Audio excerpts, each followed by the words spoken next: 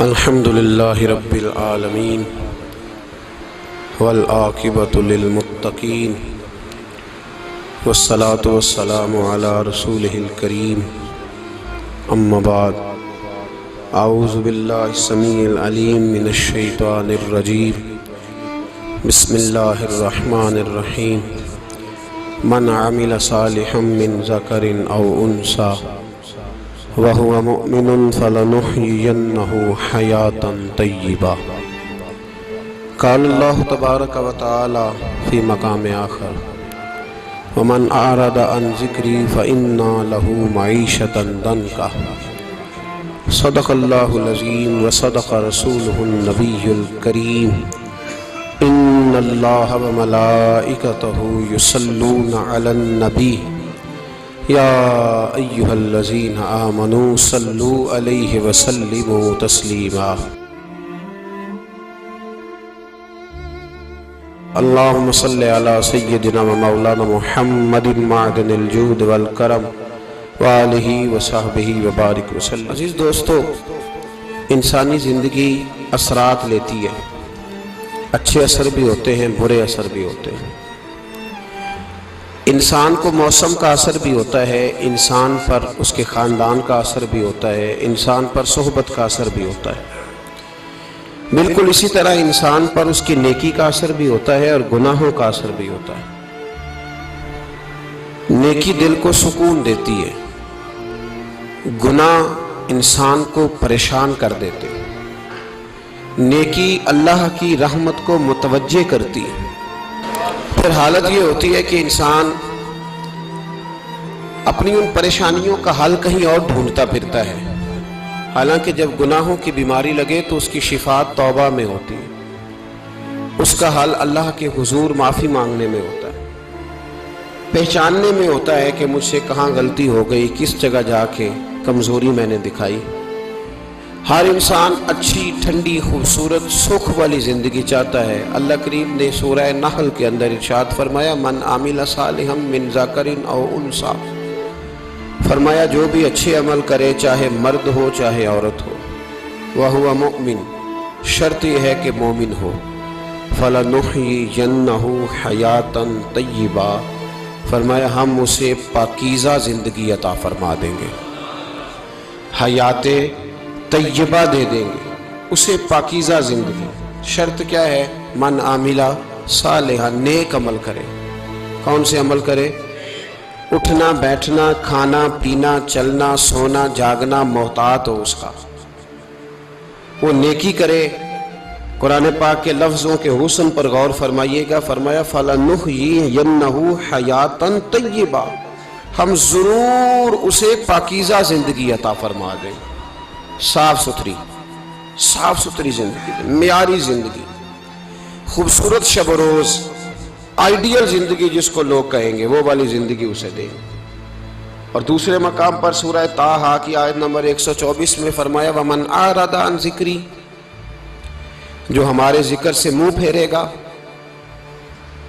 جو ہمارا کھا کے چہرہ کسی اور طرف کرے گا، جو چلے گا ہماری زمین پر لیکن توجہ کسی اور طرف ہوگی، آسمان کی چھت ہماری بنائی ہوئی لیکن اس کے خیالات کہیں اور ہوں گے، فَإِنَّ لَهُ مَعِيشَةً ضَنْكًا، فرمایا ہم اسے تنگ زندگانی عطا کر دیں گے، اس کی زندگی تنگ ہو جائے گی، اس کی معیشت تنگ ہو جائے گی۔ گناہ زندگی کو تنگ کر دیتے ہیں، نیکی زندگی میں آسانی پیدا کرتی ہے۔ آپ کو اگر زندگی میں سکون چاہیے ہو تو آپ کسی غریب کی خدمت کر کے دیکھیں، اللہ کتنا سکون عطا کرتا ہے۔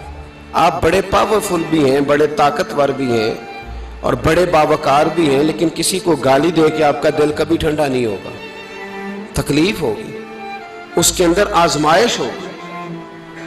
ڈاکٹر ریسرچ کرتے ہیں، ڈاکٹر وہ کہتے ہیں گناہ کرنے سے آدمی جسمانی طور پر کمزور ہوتا ہے، لیکن وہی عمل اگر وہ بطور نیکی کرتا ہے تو اللہ اس میں اسے قوت عطا فرماتا ہے، اسی عمل میں اللہ اسے قوت عطا کر دیتا ہے۔ میں صرف اشارہ دے رہا ہوں، اس بات کی تفصیل میں نہیں جانا چاہتا۔ میرے عزیز یہ یاد رکھیں کہ نیکی آپ کو سکون دے گی، نیکی آپ کو ٹھنڈا کرے، اللہ تبارک و تعالیٰ نے قوموں پہ عذاب نازل کیا،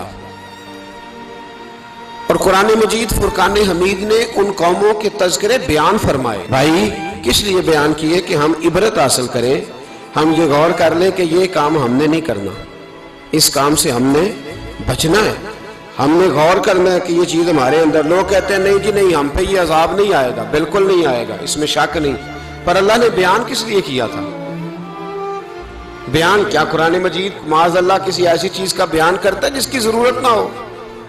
قرآن پاک نے ایک ایک حرف ایسا بیان کیا جس کی مسلمان کو ضرورت تھی۔ قوم نوح کا ذکر فرمایا قرآن پاک نے۔ حضرت نوح علیہ السلام کی قوم کو حضرت نوح علیہ السلام نے 1500 سال سمجھایا ہے۔ 15، کچھ لوگوں نے 950 سال لکھا ہے نا، اعلیٰ حضرت نے لکھا ہے 1500 سال عمر ہوئی حضرت نوح علیہ السلام۔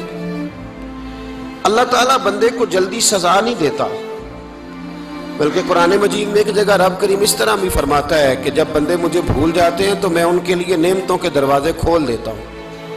بندہ سمجھتا ہے کہ میں کچھ تو ہے نا کہ میرے اندر، کہ میں جدھر جاتا ہوں خیر ہی خیر ہو جاتی ہے، وہ سمجھتا ہے کہ میری عقل ہے، حالانکہ اللہ اسے ڈھیل دیتا ہے۔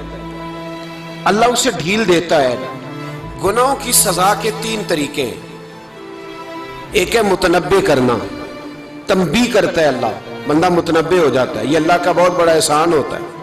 ایک ہوتا ہے مہلت دینا، اور ایک تیسرا ہوتا ہے اللہ خفیہ تدبیر کرتا ہے۔ تھوڑا سا سمجھیے گا، انسان پر کوئی آزمائش آئی، فوراً اس کی چھٹی اس نے کہا کہ وہ فلاں جگہ غلطی کی تھی تب ایسا ہوا ہے۔ ہوتا ہے نا کئی دفعہ آواز آتی ہے نا اندر سے، چلیں بول دیں کچھ نہیں ہوتا آپ کو، اللہ جانتا ہے یہاں کوئی کچھ نہیں کہے گا آپ کو، اور ہماری تو ویڈیو بھی نہیں گھومتی، یعنی خبر بھی نہیں ہو کہ کس نے ہاں کر دی کس نے نہ کر دی۔ آپ بغیر ٹینشن کے بات چیت کریں، آج کچھ نہیں ہوتا ہے انشاءاللہ تعالی۔ آتی ہے اندر سے آواز، میں آپ سے اس لیے ان چیزوں کی تصدیق کراتا ہوں کہ باقیوں کو بھی آتی ہے کہ نہیں، اس لیے تصدیق۔ کبھی کوئی کسی جگہ انسان پریشان ہوتا ہے تو محسوس کرتا ہے کہ وہاں مجھ سے ہوتا ہے نا جی، جس کو یہ نصیب ہو جائے بڑا خوش نصیب آدمی ہے۔ حضرت مولا علی فرماتے ہیں اگر تجھے دنیا میں سزا مل گئی تو بچ گیا ہے، سمجھ پھر اللہ کرم کرے گا، آخرت میں سزا نہیں دے گا۔ اور یہ یاد رکھ لے، وما اصابکم من مصیبت فبما کسبت ایدیکم ویعفو عن کثیر۔ اللہ فرماتا ہے دنیا میں تجھے جو بھی تکلیف پہنچتی ہے وہ تیرے ہاتھوں کے کرتوتوں کی وجہ سے پہنچتی ہے۔ ویعفو عن کثیر، فرمایا کثیر گناہ تو میں ویسے ہی معاف کر دیتا ہوں۔ یہ جو تیری زندگی میں دکھ ہے نا، یہ بھی میری قلیل سزائیں ہیں۔ یہ کثیر پر سزا، یہ قلیل ہے، قلیل یہ جو تمہاری زندگی میں تکلیفیں۔ انسان کو سزا ملتی۔ حضرت فضیل بن عیاض رحمۃ اللہ تعالی علیہ گھوڑے پہ بیٹھے تھے، گھوڑا شرارت کرنے لگ گیا، اچھلنے لگ گیا، کودنے لگ گیا، تو حضرت فضیل بن عیاض نیچے اترے، ایک کونے میں جا کے نماز کی نیت باندھ لی، 2 رکعت نماز پڑھی، پھر دیر تک استغفار پڑھتے رہے، روتے رہے، دعا کرتے رہے، واپس آئے۔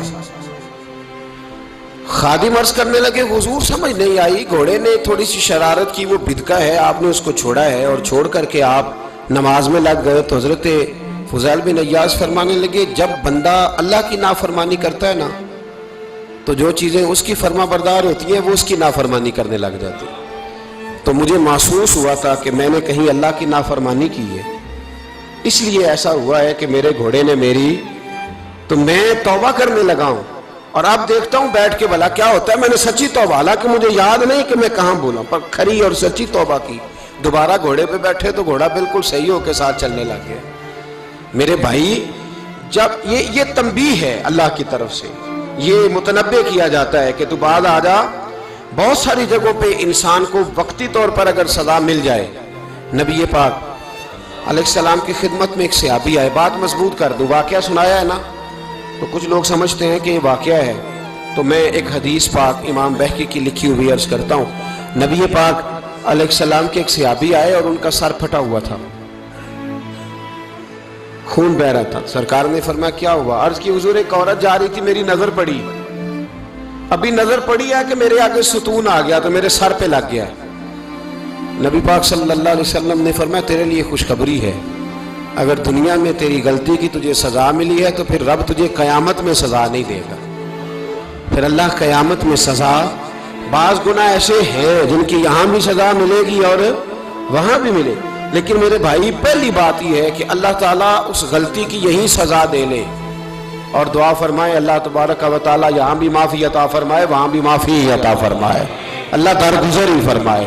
لیکن میرے بھائی ایک تو یہ سزا، ایک سزا یہ ہوتی ہے کہ انسان جب گناہ کرنے لگتا ہے تو اللہ نعمتوں کے دروازے کھولتا ہے، مہلت دیتا ہے.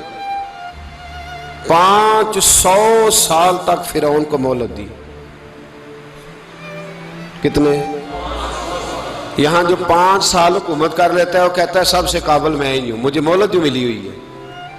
500 سال مہلت دی اللہ تعالیٰ نے. اور فرعون کی قوم پر پتہ عذاب کس طرح کیا ہے؟ ٹڈیاں مسلط کر دی اللہ نے. یہ گھومتی نہیں چھوٹی سی، ہم اپنی زبان میں اس کو کچھ لوگ مختلف ناموں سے یاد کرتے ہیں، کوئی مکڑی کہتا ہے، کوئی کچھ کہتا ہے. مسلط کر دی، جاتی نہیں. ان پر بنی اسرائیل کے ان مقابل جو فرعون کی قوم تھی ان پر الزام اس طرح کا عذاب آیا کہ مینڈک مسلط کر دی اللہ تعالیٰ. برتن کھولتے تھے اندر مینڈک نکلتا تھا. دنیا کی ہر دوائی استعمال کرتے تھے لیکن مینڈک نکل آتا تھا. تھوڑا سا سمجھا کریں چیزوں کو. ہمارے رنگ نہیں زیادہ گورے کہ ہم پر عذاب نہیں آتا. کوئی بہت زیادہ اللہ تعالیٰ معاف فرمائے دولت نہیں جمع کرا بیٹھے شاہی خزانے میں کہ ہم سے پوچھا نہیں جائے گا. یہ مہلت ہے، مہلت کو مہلت سمجھو. پھر جب پکڑ آتی ہے نا اللہ کریم کی، میں نے دیکھا ہے کروڑوں روپیہ، 6 اولادیں. ایک شخص کے بچے باہر سے آ رہے تھے، وہ بندہ بیمار تھا. مجھے کہنے لگا حضرت جی دعا کریں میں ان کے آنے سے پہلے مر جاؤں ورنہ آ کے مجھے مار دیں گے. دعا کریں. اتنی بے سکونی، کروڑوں روپیہ پڑا ہے تو یہ عذاب نہیں؟ کوئی ضروری ہے کہ پتھر ہی برسیں گے تو سمجھ آئے گی؟ یہ جو سگا بیٹا بوڑھے باپ کے قریب سے گزر جاتا ہے سلام نہیں لیتا تو اس کو عذاب نہیں سمجھتے؟ یہ جو امت کی بیٹیاں، امت کی بچیاں، ہماری بچیاں ایک سال کے اندر 75 76 ہزار بچی ایک ڈویژن سے بھاگ کے شادی کر رہی ہے اور ایک صوبے سے، تو اس کو آپ اللہ کا عذاب نہیں سمجھتے؟ یہ معمولی بات ہے؟ نہیں ہمارے رنگ ہو رہے ہیں، ہم بڑے سمارٹ ہیں. 1500 سال مہلت دی نوح علیہ السلام کی قوم کو. کتنے سال؟ بول کے بتائیے، بول کے دوبارہ بولیے. 1500 سال. کوئی آدمی اپنی سمارٹنس پہ خوش نہ ہو جائے کہ 20 سال ہو گئے میں تو نافرمانی بھی کر رہا ہوں، روٹی بھی پک رہی ہے، میں تو حرام بھی کھا رہا ہوں پھر بھی سب ٹھیک ہے. 1500 سال مہلت دی. پھر حضرت نوح کہنے لگے اللہ میں نے تو بڑا سمجھایا نہیں باز آتے. تو رب کریم نے فرمایا کشتی بناؤ. اللہ کے پیغمبر کشتی بنانے لگے تو قوم مذاق اڑانے لگ گئی. اب کیا کرنے لگے ہو؟ اب کشتی بنانے لگے ہو، خیر تو ہے، قوم مذاق اڑا رہی ہے. حضرت نوح علیہ السلام کا آپ نے کشتی بنائی، پانی کہاں سے نکلا؟ نہ بارشیں ہوئی نہ سیلاب آئے. ایک تندور تھا اس کے اندر سے پانی نکلنا شروع ہو گیا. کبھی تندور سے بھی پانی نکلا ہے، پر جب نکالنے والا چاہتا ہے تو وہاں سے بھی ایک تندور سے پانی نکلا. اتنا نکلا، اتنا نکلا، اتنا نکلا کہ قوم ساری ڈوب گئی. قرآن مجید کے صفحات شہادت دیں گے کہ حضرت نوح کی قوم کا بچہ بہ گیا. بچے صرف وہ تھے جو حضرت نوح کے ساتھ ہو گئے، تباہ ہو گئی. اللہ بے نیاز ہے، بے نیاز. 1500 سال مہلت ملے اور تو پھر بھی کہے رب بڑا کریم ہے معاف کر دے گا.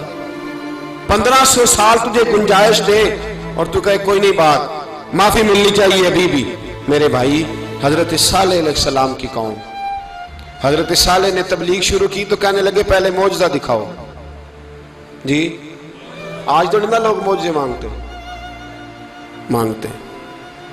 آج بھی لوگ کرامتے اور معجزے، اللہ معاف کرے جو چیزیں معجزہ تو ہو نہیں نہ سکتا، لیکن آج بھی لوگ، آپ یقین کریں، کہتے ہیں یہ بڑی نمازیں پڑھتا ہے تو پھر بخشا کیوں نہیں گیا، پھر کیوں نہیں منو سلوا کیوں نہیں اترا اس پر، پھر میں بھی اسی طرح ہی ہوں، کیا اس کے اندر خوبی آ گئی؟ مولوی بھی ویسے ہی ہے، صوفی بھی ویسے ہی ہے.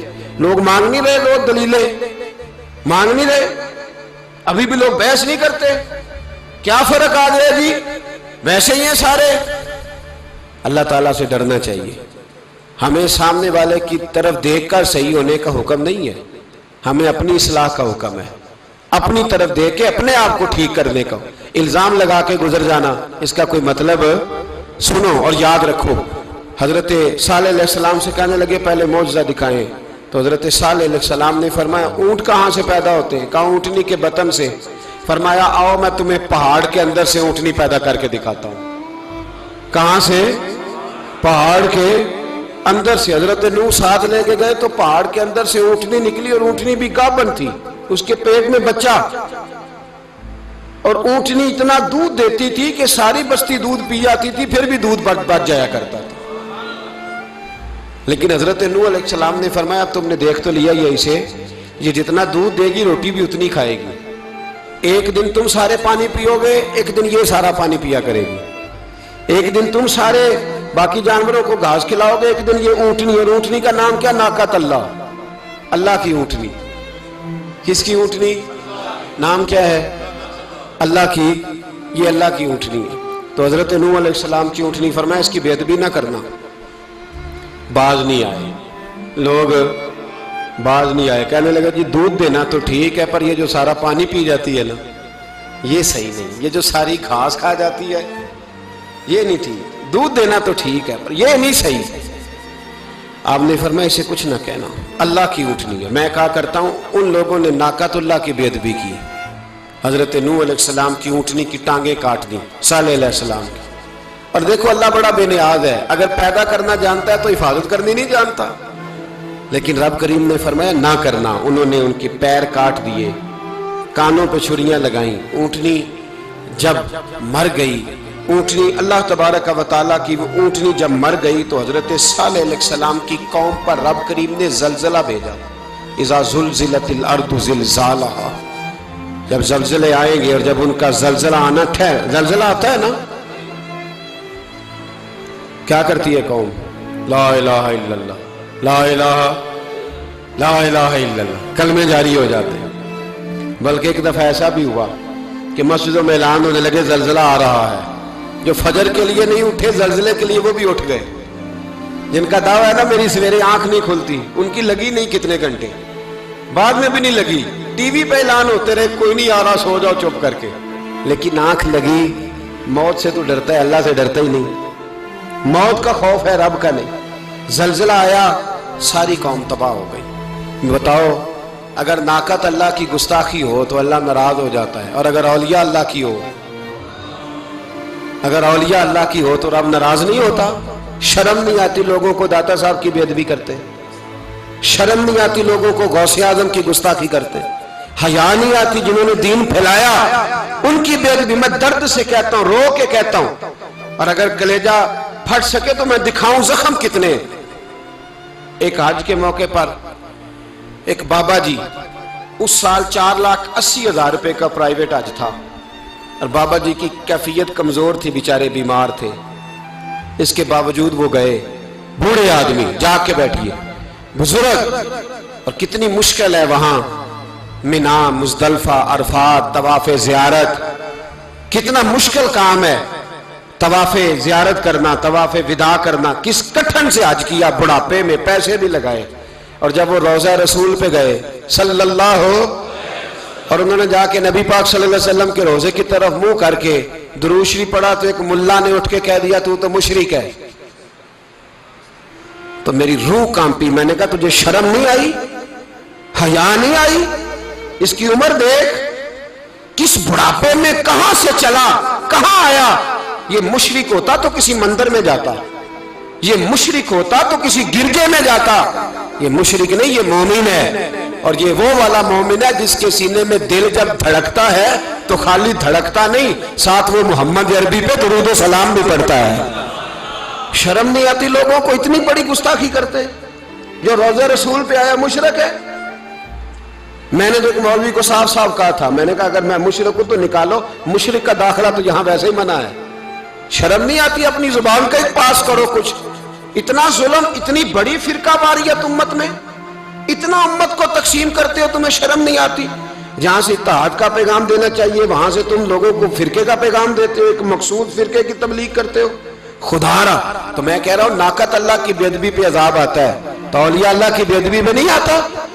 داتا صاحب ساری زندگی تبلیغ کرتے رہے، ایک آدمی نے اٹھ کے کہہ دیا جناب وہ تو شرک کا اڈا ہے، تو رب کریم ناراض نہیں ہوتا ان باتوں سے؟ ہمیں خیال کرنا چاہیے، اللہ سے ڈرنا چاہیے. ان چیزوں سے عذاب آتا ہے اور آ رہا ہے. اللہ تعالی ہمیں محفوظ فرمائے. اللہ ہمیں اس سے، قوم لوط پہ بھی عذاب آیا. ہم جنس پرستی، مرد مردوں سے بدکاری کرتے ہیں. حضرت نوح نے سمجھایا کہ یہ کام درست فطرت کے خلاف ہے، یہ کام درست نہیں. جب انسان یہ کام کرتا ہے تو زمین اور آسمان کانپتے ہیں. اب میں کیسے کھول کے بتاؤں، میرے پاس اعداد و شمار ہیں کہ پاکستان کے اندر اس کام کی کیفیت کیا ہے اور کس طرح کر کے لوگ، میں تو رونا روتا رہتا ہوں داڑھی کا. لوگ کئی دفعہ کہتے ہیں حضرت صاحب پہلے بھی آئے تھے تو داڑھی کی بات، پھر بھی آئے تو داڑھی کی بات. تو میں رونا روتا ہوں، اس لیے روتا ہوں کہ جو کلین شیو نوجوان ہوتا ہے وہ امرد کے حکم میں ہے، اس پر وہی حکم لگتا ہے جو عورت پہ لگتا ہے. اس کے ساتھ مرد کا اٹھنا بیٹھنا اسی طرح ناجائز ہے جس طرح عورت کے ساتھ. حضرت جنید بغدادی رحمت اللہ تعالیٰ علیہ کے سامنے ایک شخص نے کہا وہ کتنا خوبصورت نوجوان جا رہا ہے، تو آپ فرمانے لگے تو حافظ قرآن نہیں؟ کہا ہاں. فرمانے لگے جا اپنے حفظ کی خیر بنا. وہ شخص کہتا ہے میں نے اس بغیر داڑھی والے کلین شیو نوجوان کو بری نظر سے دیکھا، مجھے قرآن پاک ہی بھول گیا، سارا قرآن پاک بھول. اور کتنے سال میں دعائیں کرتا رہا، بیت اللہ کے طواف کرتا رہا، میں یاد بھی کرتا تو نہیں ہوتا. کیسے اب تو ہمارا نعت کہاں بیوٹی پارلر سے ہو کے آتا ہے. ہم کسی اور کو کیا پیغام، وہ پیغام، وہ نظام، وہ طریقہ کار جس کا حکم تھا شریعت میں. قوم لوط پر عذاب آیا. صحیح بیٹھتے ہوں گے بچے جو موٹر سائیکلوں پہ بیٹھتے ہیں. میں نے گجرانوالہ کی سڑکوں پہ بچوں کو، نوجوانوں کو جو تماشے کرتے سرے عام دیکھا ہے تو مجھے ڈر لگتا ہے. اور کوئی روکنے والا نہیں، شغل ہو رہا ہے، ہنس رہے ہیں اور سامنے عورتیں بھی ہیں، سب ہو رہا ہے. کتنی تکلیف کی بات. حضرت نوح کی قوم یہ کام کرتی تھی، قرآن پاک نے بیان کیا ہے. حضرت نوح نے سمجھایا، فرمایا رب کریم نے تمہیں اپنی خواہش پوری کرنے کے لیے جائز طریقہ عطا فرمایا، عورتوں سے نکاح کرو، اور اس نکاح کی برکت سے جو اللہ تمہیں اولاد دے گا اس کو اللہ تبارک و تعالیٰ تمہارے لیے باعث بخشش بھی فرمائے گا. لیکن جب قوم نہ مانی تو جو قوم میں لوط کا عمل کرے اس کا علاج قرآن نے بیان فرمایا کہ آسمان سے پتھر برسیں گے. پھر پتھر برسے اور جن کے بڑے بڑے اچھے دماغ تھے ان کے دماغ چکنا چور کر دیے گئے، تباہ کر دیے گئے، ان کے دماغ زمین پر بچھاڑ دیا گیا. اللہ مہلت دیتا ہے لیکن اس کا مطلب یہ نہیں کہ انسان توبہ ہی نہ کرے. حضرت شعیب علیہ السلام کی قوم پر بھی عذاب آیا، اس لیے کہ بددیانتی کرتی تھی، ناپ تول میں کمی کرتی تھی. میں نے کہا تھا شب قدر کی رات کہ یہ کوئی تماشا ہے کہ شب رات آئی تو ساری رات روتے رہے، یا اللہ معاف کر دے، یا اللہ معاف کر دے، رو رو کے چیخے مار مار روئے. شب قدر آئی تو پھر چیخے ماری، ساری رات روئے. تو جس بندے کا پروگرام ہی نہیں سویرے بدلنے کا، دکان پہ بیٹھ کے پھر وہی ناپ تول میں کمی، پھر وہ اللہ تعالیٰ معاف کرے. میں ایک مضمون پڑھ رہا تھا تو وہ فوڈ کے اسپیشل لوگ نے لکھا تھا مہربانی کرو ملاوٹ ہی اچھی چیز کی کر لو، مرچ میں کیری تو نہ ملاؤ اینٹوں کی، وہ تو بیمار کرتی ہے، وہ تو خون کی آنتوں کو روک دیتی ہے. وہ کہنے لگا، اور وہ کہتا ہے میں تمہیں بتاتا ہوں کون کون سی چیز ملائی جا سکتی ہے، وہ ملا لو. خدا را اس قوم پہ رحم کرو، مہربانی. ایک دوست ہے ہمارے، میں وزیر آباد میں ان کے گھر بیٹھا تھا تو ایک میڈیکل، میرا کسی شخص پہ اعتراض کرنے کا میں مجموعی بات کرتا ہوں. میں ایسے ڈاکٹروں کو جانتا ہوں جو اللہ تعالیٰ فضل کرے سچ مچ کے نیک ہیں، اچھے لوگ. تو بچے کا میڈیکل سٹور ہے تو والد بیمار ہو گیا تو کہتا ہے ابا جی ڈاکٹر صاحب نے کہا آپ کو ڈرپ لگنی ہے. تو سگے باپ کو ڈرپ لگانے لگا تو باپ کیا کہتا ہے پتر تیری مہربانی مینو کوئی اصلی لائی، وہ نہ لائیں جڑی لوکاں نو لانا ہے. اب وہ پیار سے سنا رہا ہے بات. میں نے اسے کہا کہ یہ تو ڈوب مرنے کا مقام ہے نا، ڈوب مرنے کا مقام، کہ جس ملک کے اندر دوائی بھی صحیح نہ بکے، اصلی نہ ملے دوائی بھی، اور پھر وہ قوم کہے کہ ہم نے تو پورے روزے رکھے. ہم نے تو بڑا صدقہ اور خیرات کیا، دوائی بھی اصل نہ ملے۔ جناب شعیب علیہ السلام کی قوم ناپ تول میں کمی کرتی تھی، تو اللہ تبارک و تعالیٰ نے ان پر بتا عذاب کس طرح کا بھیجا، شدید گرمی ہوئی۔ اللہ ہمیں محفوظ فرمائے، سارے آمین کہہ دیا۔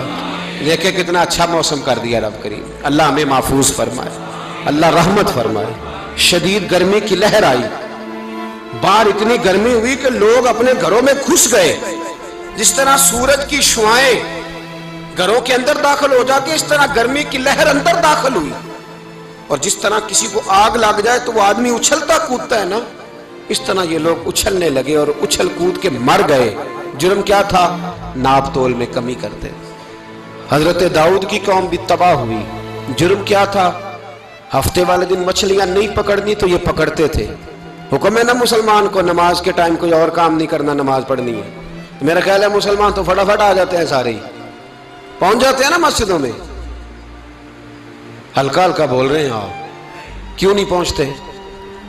اگر حضرت سیدنا، اور پتہ انہیں سزا کیا ملی؟ اللہ نے فرمایا اس ٹائم عبادت کرنی ہے، کام نہیں کرنا، وقت نہیں ہے کام کا۔ انہوں نے مچھلیاں پکڑی، 12,000 لوگ تھے۔ پتہ ہے مالک نے سزا کیا دی؟ بندر بنا دیا اللہ کریم۔ قرآن مجید کا پہلا سپارہ پڑھے، فَجَعَلْنَاهَا نَكَالًا لِمَا بَيْنَ يَدَيْهَا وَمَا خَلْفَهَا۔ اللہ فرماتے ہیں پچھلوں کے لیے بھی عبرت بنا دیا، بعد والوں کے لیے بھی عبرت، نشان عبرت بنا دیا۔ بندر بن گئے، اور جو ان کے دوست جو بچ گئے تھے ان کے پیر چومتے تھے، روتے تھے۔ 3 دن بندر بن کے زندہ رہے، پھر اللہ نے سب کو اجتماعی موت دے دی۔ اگر مسلمان سے اللہ کہے کہ نماز کے ٹائم کاروبار نہیں، جمعے کے ٹائم کاروبار ہے، تو مسلمان کہتا ہے نہیں مجھے مہلت ملی ہوئی ہے۔ یہ تو اس وقت پتہ چلتا ہے نا جب بچے ڈیوٹی لگاتے، ہاں ہاں ہاں عذاب آتا ہے، اس وقت پتہ چلتا ہے۔ میں نے دیکھا یہ منظر، اس وقت پتہ چلتا ہے جب بچے کسی ملازم 6,000 کی ڈیوٹی لگاتے، کہتے ہیں ابے کا دھیان رکھنا، ہم دکان پہ بیٹھنے لگے۔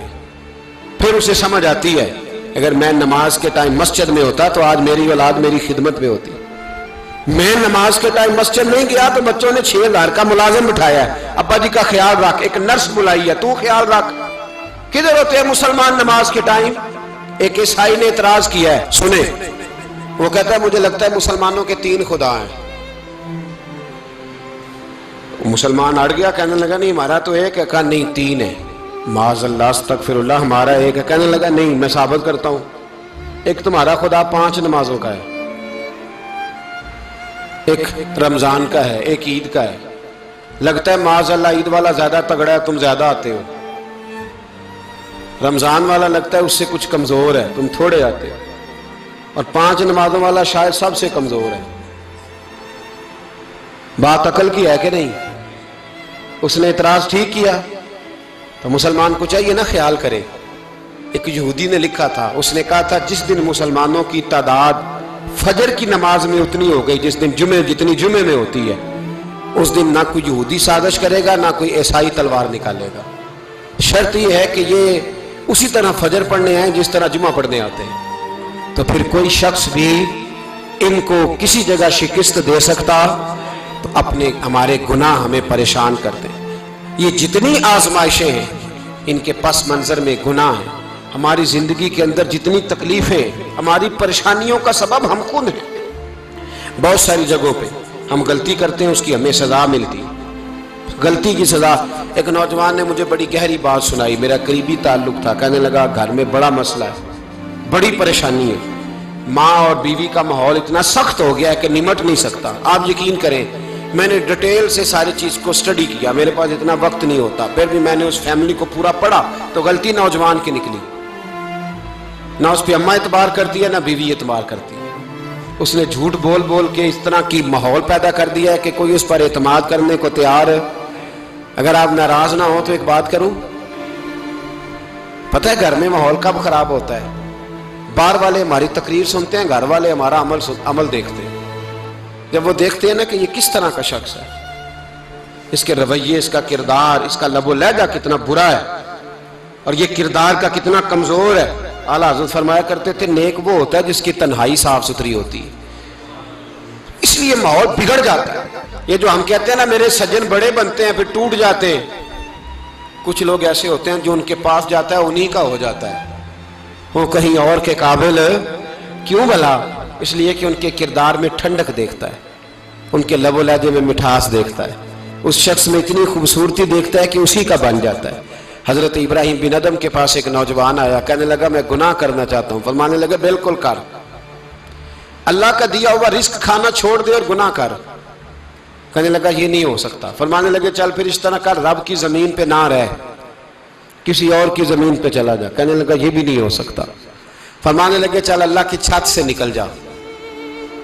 کہنے لگا یہ بھی نہیں ہو سکتا، تو آپ رو پڑے۔ فرمانے لگے پھر جناب اسرائیل جب آئیں تو ان سے کہنا مجھے 2-3 سال کی مہلت دے دے، پچھلی میری گناہوں میں گزر گئی، میں ذرا 3 سال عبادت کر لوں۔ تو وہ شخص بھی رونے لگا، کہنے لگا حضور وہ مہلت نہیں دیتے، وہ جب لینے آتے ہیں تو پھر لے کے اللہ تعالیٰ نے جب انسان بنانا چاہا نا تو جناب جبریل کو کہا مٹی لے کے آ زمین سے۔ حضرت جبریل نے مٹی پہ ہاتھ ڈالا تو باقی کی مٹی رونے لگ گئی، اسے جدا نہ کر۔ تو جناب جبریل چھوڑ کے چلے گئے۔ حضرت میکائیل کو بھیجا مٹی لا، مٹی پہ ہاتھ ڈالا تو باقی کی مٹی رونے لگ گئی، چھوڑ کے چلے گئے۔ جناب اسرائیل کو بھیجا، مٹی پہ ہاتھ ڈالا تو باقی کی رونے لگ گئی، چھوڑ کے نہ جاؤ۔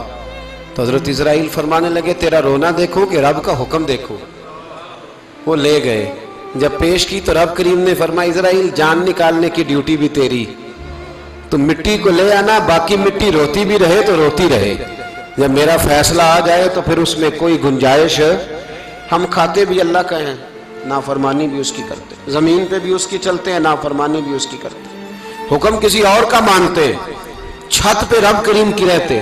اس طرح نظام نہیں چلتا۔ میرے بھائی یاد رکھ لو، گناہوں کی سزا ملے گی، زندگی تنگ ہو جائے، یہاں بھی آزمائش ہوگی اور وہاں بھی۔ میں نے درس پہ کہا تھا، پھر بات کہتا ہوں، یہ میں اپنے لیے کہہ رہا ہوں، توجہ ہے میری بات پر۔ دعا فرمایا کریں کہ جو کچھ ہم نظر آتے ہیں اللہ ہمیں ویسا بننے کی توفیق بھی عطا فرما۔ اللہ ویسا بننے کی، یہ مشکل معاملہ ہے، مشکل۔ دیکھیں نا ایک آدمی سیاستدان ہے، اس نے بڑے اچھے نعرے لگائے، انقلاب آ جائے گا، میں غریب کا بھلا کر دوں گا، میں یتیموں کے سر پہ ہاتھ رکھوں گا، میں مجبوروں کی مدد کروں گا، میں دکھیوں کی مدد کروں گا، مزدوروں کو۔ اس نے اچھے اچھے نعرے سکھائے، اچھا اس نے پیغام دیا، اندر اس کے یہ تھا کہ اقتدار ملے گا تو مرضی کروں گا۔ لوگ اس کے گرد بھی گئے، اس کی گاڑی کے پیچھے بھی بھاگے، لوگوں نے اس کے نعرے بھی لگوائے، جیب سے پیسے لگا کے اس کے پوسٹر بھی شائع کیے، لوگ اس کے گرویدہ ہو گئے، لوگوں نے پوری، اور میری قوم نے تو بیچاری نے کئی دفعہ دھوکے کھائے۔ جس نے نعرہ لگایا غریب اسی کے پیچھے مسیحا بن کے چل پڑا، آج دھوکہ دے لیا، لوگوں کو پیچھے لگا لیا۔ یہ بتاؤ اگر راز کھل جائے، اگر راز کھل جائے کہ یہ دھوکہ دے رہا ہے، یہ فریب کر رہا ہے، تو لوگ اس کا کیا حال کریں گے؟ یہ راز قیامت میں کھل جائے گا، قیامت میں یہ راز یہ کھل جائے گا، یہ دھوکے باز تھا۔ اذا زلزلت الارض زلزالہا، جب زلزلہ آئے گا جیسے اس کا آنا ٹھہرا، واخرجت الارض اثقالہا، زمین اپنے بوجھ باہر نکال دے۔ اس سے مراد کیا ہے کہ زمین پہ جو جرم ہوئے زمین بتا دے گی، باہر نکل آئے۔ وقال الانسان ما لہا، انسان کہے گا اسے کیا ہوا، یہ تو سب کچھ بتا رہی، بوجھ باہر نکال دے گی۔ ایک آدمی پیر طریقت بن کے بیٹھ گیا، جبہ کبہ پہن کے، بڑی پگڑی باندھ کے بیٹھ گیا، اچھی نیک باتیں بتانے لگا، لوگ اس کی دست بوسی کرنے لگے، ہاتھ چومنے لگے، پیچھے لگ گئے، خدمت کرنے لگے، جیب سے نذرانہ دینے لگے، اس کے نام پر لوگ اپنی جیب سے لنگر پکانے لگے، خانقاہ کی خدمت ہونے لگی، مہمان اس کے آتے، نوکری کوئی اور کرتا۔ میں نے کہا تھا شاید اپنے لیے کہہ رہا ہوں، ڈیوٹیاں لوگ کرنے لگے، حالات بدلنے لگے، لیکن اس کے اندر تو چور تھا، وہ تو دکاندار تھا، تو یہاں جو اس کے پیچھے لگے تھے وہ تو سچے تھے، انہیں تو اجر ملے گا، لیکن اس کا جب راز کھلے گا تو بڑی رسوائی ہوگی، اس کا جب راز کھلے گا تو بڑی۔ ایک میری طرح کا دیندار تھا، جو چہرے کا تو نیک تھا، اندر پتہ نہیں کیا کچھ تھا۔ ایک طوائف گزر رہی تھی، اس نے اس کو تبلیغ کر دی، کہنے لگا بس کر دے، سیانی بن جا۔ تو کسی دانشور میں لکھا ہے اس نے بڑا سخت جواب دیا، اس عورت نے کہنے لگی بابا میں تو جو ہوں وہ نظر بھی آ رہی ہوں، تو بتا جو تو نظر آتا ہے وہ تو ہے کہ نہیں؟ اس بندے نے چیخ ماری اور بے ہوش ہو کے گر پڑا۔ تو لوگوں نے کہا بابا آج کسی صوفی کا کلام سنا ہے جو بے ہوش ہو گیا؟ تو اس نے کہا نہیں، آج طوائف کی بات سنی ہے، طوائف کی۔ اور وہ عجیب بات کر گئی ہے، وہ کہہ گئی ہے میں تو جو ہوں میں نظر آ رہی ہوں، تو بھی تو بتانا، تو بتانا کہ تو دستار امامت پہنتا ہے۔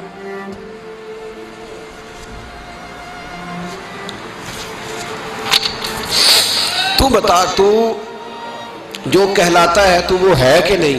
یہ وقال الانسان ما لہا، یہ راز قیامت میں کھلے گا۔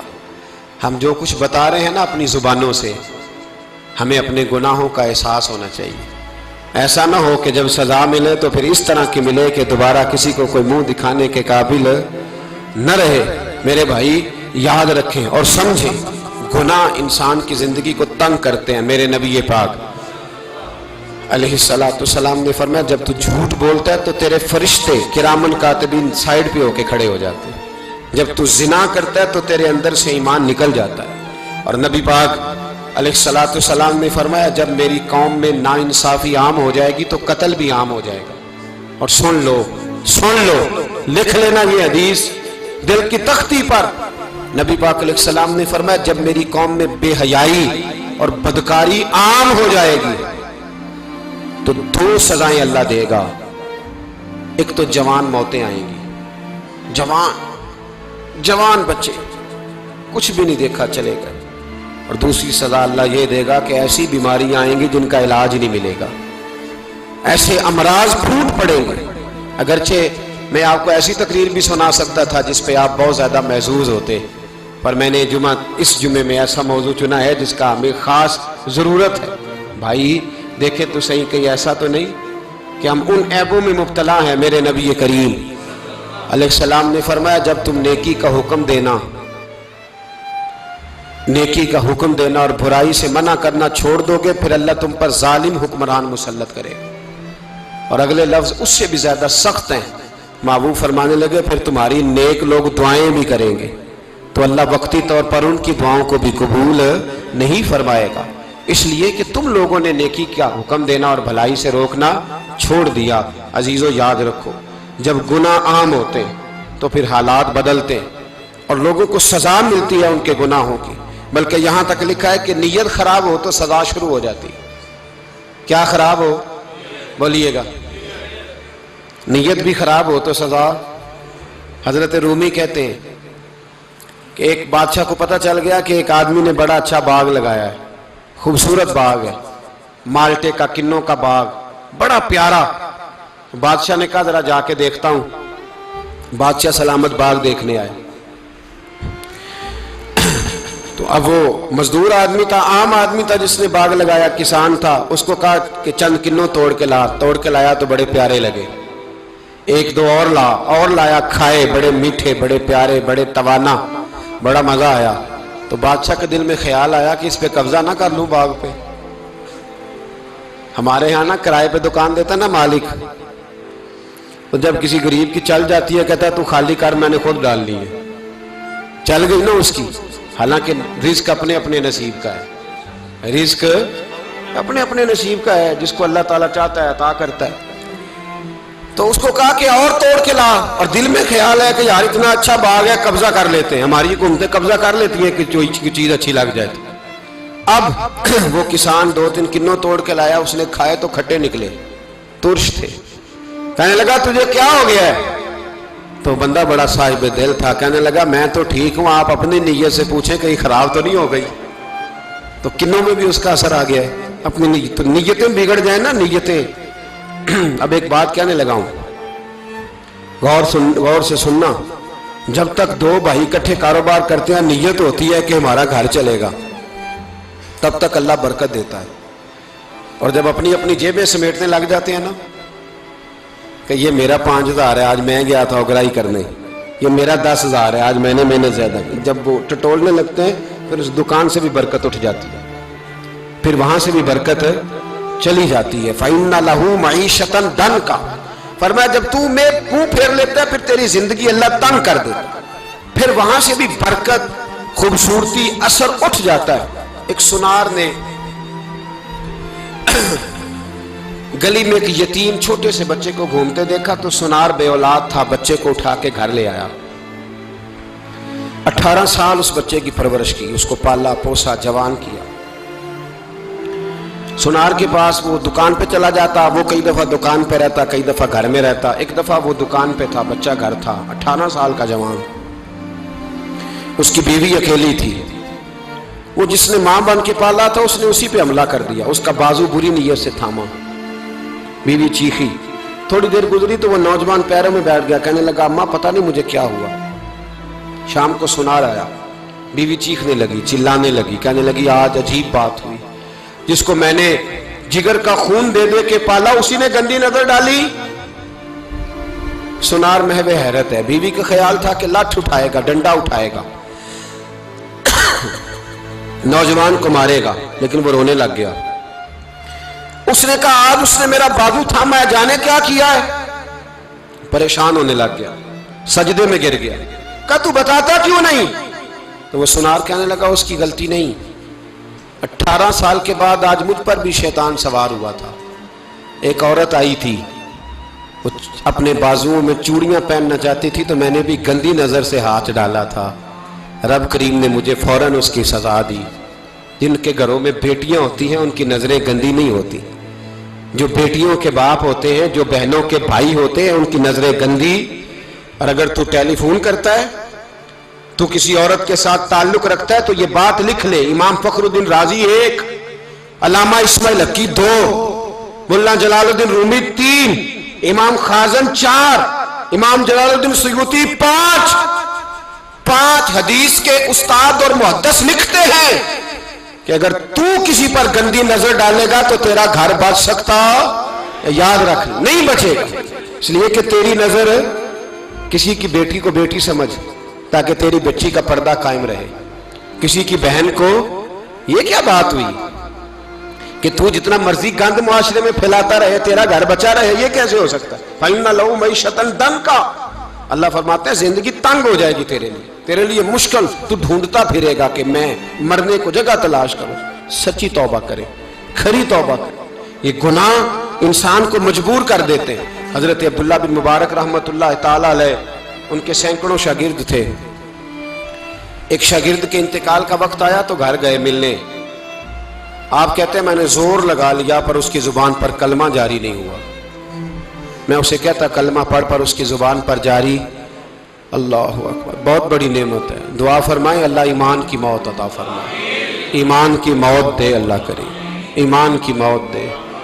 ایسے بھی لوگ دیکھے ہیں، مسجد نبوی ہے، رسول اللہ کا شہر ہے، سر سجدے میں ہے، روح پرواز کر گئی، روح پرواز، کتنا نصیبوں والا ہے، کتنا نصیبوں والا ہے کہ مسجد نبوی میں سر سجدے میں رکھا ہے اور اللہ تبارک و تعالیٰ نے محبوب کے قدموں میں موت عطا فرمائی۔ تو حضرت عبداللہ بن مبارک کہتے ہیں میں نے اس کو کہا کلمہ پڑھ تو اس کی زبان پہ جاری نہیں ہوتا، میں بار بار کہتا تو وہ منت کرتا، کہتا حضور میں کوشش کرتا ہوں جاری نہیں ہوتا۔ فرماتے میں پریشان ہو کے اٹھا، ابھی میں دروازے پہ پہنچا تھا اس نے چیخ ماری اور روح پرواز کر گئی، بچے رونے لگے، بیوی رونے لگی، تو میں نے اس کی بیوی سے کہا کہ یہ جرم کیا کرتا تھا، اتنا بڑا پاپی پہ کلمہ جاری نہیں ہوا۔ اس کی زوجہ کہنے لگی حضرت جی 2 گناہ تھے اس کے، ایک تو یہ شراب کا عادی تھا، روکتی تھی باز نہیں آتا تھا، اور دوسری بات یہ کہ یہ اپنی اماں کا نافرمان تھا، وہ 2 گلیاں چھوڑ کے رہتی ہے، یہ کبھی ملنے نہیں گیا تھا، اس بوڑھی کا کلیجہ اس کی طرف سے بڑی تکلیف میں تھا۔ تو حضرت عبداللہ بن مبارک کہنے لگے جا تو بھی دعا کر اور اس کی ماں کو بھی کہہ دعا کرے کہ یہاں تو یہ کلمہ نہیں اسے نصیب ہوا، اللہ کرے اللہ آخرت کی منزلیں اس کی بہتر فرما دے۔ میرے بھائی ایسے گناہ، حضرت مالک بن دینار نے توبہ کی انہوں نے، کس طرح؟ فرماتے میں نشے کا عادی تھا، کسی نے مجھے کہا کہ بطور دوائی شراب پی لو تو میں نے پی لی، نشے کا عادی تھا، شراب پیتا تھا۔ اللہ تعالیٰ نے بڑی منتوں اور کوششوں کے بعد، منتوں کے بعد ایک بیٹی عطا فرمائی، وہ بھی 2.5-3 سال کی ہوئی تو پردہ کر گئی۔ کہتے میں اس کی قبر پہ بیٹھ کے گھنٹوں روتا، شراب کا عادی تھا، ایک دن سویا تو خواب دیکھتا ہوں کہ میرے پیچھے ایک بڑا سانپ لگ گیا ہے، اور سانپ جب منہ کھولتا ہے تو انگارہ نکلتا ہے۔ میں پھر دعا کرتا ہوں اللہ ہمیں معاف فرمائے، اللہ ہم سے درگزر۔ میں کچھ قبرستانوں میں جاتا ہوں تو میں سانپ بچھو پھرتے ہوئے دیکھتا ہوں، اور ڈر آتا ہے کہ ہم یہاں آنے والے ہیں۔ یہ لوگ کہہ رہے ہیں کہ تمہاری تیاری ہے، کسی وقت بھی اعلان ہو جائے گا کہ چلو بھائی چلو، فلاں صاحب کا جنازہ ہے، اٹھو۔ لوگ کہتے ہیں جلدی کرو، اور ایک کونے میں ایک شخص یہ بھی کہتا ہے کہ دیگ بھی رکھ لو، مہمان بڑے جمع ہو گئے۔ اور ایک کونے میں لوگ یہ بھی کہتے ہیں کہ برف ٹھنڈی لے آؤ، لوگوں نے پانی بھی پینا۔ پہلے اعلان ہوتا ہے کہ فلاں فوت ہو گیا، پھر اعلان ہوتا ہے جنازے کا ٹائم ہو گیا، پھر اعلان ہوتا ہے جنازہ اٹھایا جائے گا، اور پھر بات ختم ہو جاتی ہے۔ پھر کل من علیہ فان، پھر کوئی نہیں پوچھنے آتا، ختم ہو گئے، قصہ ہی ختم ہو گیا۔ ان لوگوں کی کہانی مٹ گئی، ختم ہو گئے، بڑے بڑے قد کلا، کوئی پوچھنے والا نہیں۔ موت کا راج ہے، موت کا راج، موت راج کرتی ہے بس، اور کسی کا راج نہیں۔ وہ راج کرتی ہے، جدھر جاتی ہے اسی کا راج ہے، راج کر رہی ہے۔ تو حضرت مالک بن دینار کہتے ہیں قبرستان میں نے دیکھا، میں خواب دیکھتا ہوں بڑا اژدہا، اس کے منہ کے اندر آگ میرا پیچھا کر رہا ہے۔ کہتے میں خواب دیکھ رہا ہوں، میں دوڑا، لیکن وہ اژدہا جب میں دوڑا تو میرے آگے آ کے کھڑا ہو گیا۔ میں مشرق کو دوڑا تو وہاں بھی آ گیا، مغرب کو دوڑا تو وہاں بھی آ گیا۔ جناب مالک بن دینار کہتے ہیں ایک بوڑھا شخص کمزور مجھے بچانے آیا، پر اس اژدہا نے پھونک ماری تو وہ بوڑھا آدمی دور جا گرا۔ کہتے میں چیختا تھا، چلاتا تھا، ایک پہاڑی پہ میں بھاگا گیا تو وہاں مجھے میری بیٹی ملی، مجھے فوت ہو گئی۔ وہ اس اژدہے کے آگے اس نے یوں ہاتھ کیا تو اژدہا پیچھے بھاگ گیا۔ میں نے بیٹی کو گود میں اٹھایا، میں نے کہا بیٹی یہ کون تھا؟ کہنے لگی ابا یہ تیرا برا عمل تھا، یہ تیرا برا عمل تھا، یہ تجھے کھا جاتا اگر میں نہ ہوتی۔ تو کہا یہ بوڑھا جو مجھے بچانے آیا یہ کون تھا؟ کہا یہ تیرا اچھا عمل تھا، پر کمزور بڑا تھا، تھوڑا تھا، یہ تیرے برے عمل کا مقابلہ کرنے کی ہمت نہیں رکھتا تھا۔ حضرت مالک بن دینار کہتے ہیں میری بیٹی نے خواب میں میری داڑھی پکڑ لی اور کہنے لگی ابا میں چاہتی ہوں تو صحیح ہو جا، ایسا نہ ہو کہ پھر تیرے پیچھے یہ اژدہا لگ جائے۔ حضرت مالک بن دینار کہتے ہیں جب میں سو کے اٹھا تو میری داڑھی آنسوؤں سے بھری ہوئی تھی۔ پھر اس کے بعد میں نے توبہ کی، اس طرح کی توبہ کی کہ پھر میں نے کوشش کی کہ دوبارہ میں اپنے رب کی نافرمانی نہ کروں۔ حضرت عبداللہ ابن عباس فرماتے تھے جو دنیا میں ہنس ہنس کے گناہ کرتے ہیں نا، ہنس ہنس کے جھوٹ ہنس ہنس کے بولتے ہیں، ہنس ہنس کے لوگوں کی غیبت کرتے ہیں، فرمایا یہ جو تمہیں ہنس ہنس کے گناہ کرتے نظر آتے ہیں ان کا رونا قیامت میں دیکھا نہیں جائے، ان کے آنسو قیامت میں دیکھے نہیں جائے۔ جو ہنس ہنس کے گناہ کرتے یہ روئیں گے، فَلْيَضْحَكُوا قَلِيلًا وَلْيَبْكُوا كَثِيرًا، رب فرماتا ہے زیادہ رویا کرو کم ہنسا کرو۔ نبی پاک علیہ السلام روتے تو صحابہ کہتے حضور آپ اتنا کیوں روتے ہیں؟ تو محبوب فرماتے جو میں جانتا ہوں وہ تم نہیں جانتے۔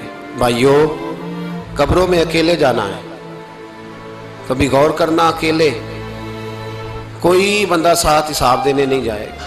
اماں بڑا پیار کرتی ہے لیکن قبر میں کبھی کوئی ماں بھی ساتھ دفن نہیں ہوتی، اپنا اپنا حساب دینا مشکل وقت ہے، حساب کر لینا چاہیے، تیاری کر کے رکھنی چاہیے۔ گناہ اگر یہاں ہماری زندگی کو تنگ کریں گے تو وہاں بھی ہمارے لیے مشکلات پیدا کریں۔ نبی کریم علیہ السلام نے فرمایا ہے کہ اللہ بڑا مہربان ہے، اللہ بڑا کریم ہے، اللہ بڑا ستار ہے، اور یاد رکھو جب کوئی اس کی ریٹ کو چیلنج کرے، جب کوئی اس کے قانون کو توڑے، جب کوئی اللہ کی اعلانیہ نافرمانی کرے، پھر رب کریم کی غیرت کو، اس کے عدل کو جوش آتا ہے، توبہ کرے سچی، مسجد کی حاضری دے پابندی کے ساتھ۔ میری آپ سے ہمیشہ یہ گزارش رہتی ہے کہ مسجد کی حاضری پابندی سے دے۔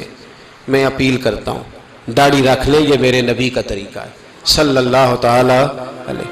واپس آ جائیں، ہماری بقا نہ ہمارے دین میں ہے، کوئی نہیں ہمیں رکھے گا، کوئی نہیں رکھے گا، کوئی نہیں۔ میرا ایک دوست رات بتا رہا تھا کہ سعودی عرب میں ایک شخص نے 30 سال محنت کی، تو جب وہ مرا ہے वहीं उसके घर में फ़ोन किया तो उसके घर वालों ने कहा जनाब आपको मुश्किल होगी डेड बॉडी भेजने में, वहीं दफन कर दें। हाँ अगर उसका कोई पैसा है तो वो ज़रा अकाउंट में भेज दें, बच्चियों को ज़रूरत है। ओ भाई तू अकेला जाएगा, तेरे लिए मुश्किल हो जाए। अपने भी साथ यकीन करें, बच्चे दुआएं कराने आते हैं, कहते हैं हज़रत जी दुआ करें अल्लाह अम्मा की सख्ती माफ़ कर दे। इसका मतलब क्या है कि अम्मा अब जाए, अब हमारा नंबर आए। बच्चे तो इंतज़ार कर रहे हैं कि अब्बा जाए और गद्दी पे हमारा नंबर आए। तैयारी है, अकेले जाना है, अकेले सख्त सा मरहला है, अकेले सारा कुछ फेस करना। आज तौबा करें, वहाँ के कीड़े यहाँ रह के मारें, अपने साथ जुल्म ना करें। हम इस काबिल नहीं कि वहाँ जाके मुकाबला कर सकें। बचें, अपने आप को महफूज करें, बचाएं। हिसाब अपना अपना देना है। किसी बाप ने अगर अपने बच्चों को हराम खिलाया तो बच्चे तो नहीं कह रहे थे ना कि हराम लेके आ, तो बाप ने हिसाब देना, वालिद ने।